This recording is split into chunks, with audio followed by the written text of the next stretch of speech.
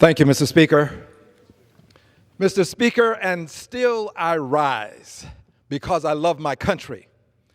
And I rise today because we are witnessing clear and convincing evidence of a presidential cover-up.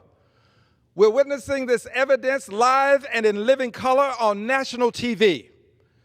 Just on yesterday, before the Judiciary Committee, 2 witnesses did not appear pursuant to the cover-up.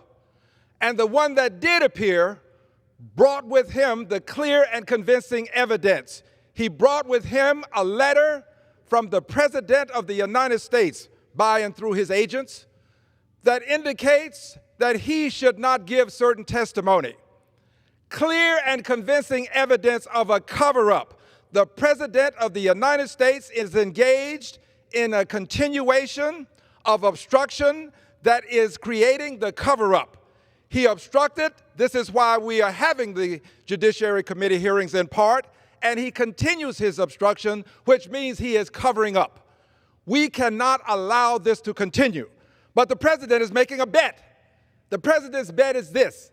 The president is betting that we will put politics above principle, that we will not use Article 2, Section 4 of the Constitution as the radical Republicans did in 1868 to impeach President Johnson for merely speaking ill of Congress. He's betting we won't use that. He's betting we won't put the principle above the politics. He believes that we will put winning the next election above the Constitution of the United States of America.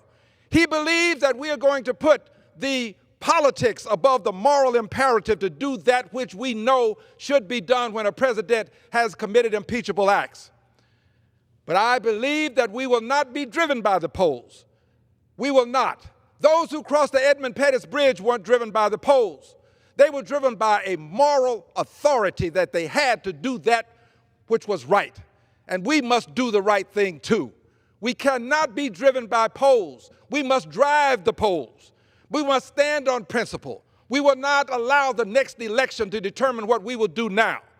It is a risky thing to make this kind of decision. You don't know what the next election will bring. You have to use this power that the voters have given us, the constituents have given us, the people of this country have given us to do that which is right. We must impeach this president. If we don't impeach him, Article 2, Section 4 of the Constitution will become meaningless. There will be no guardrails. There are none now as he sees it because he's made a bet.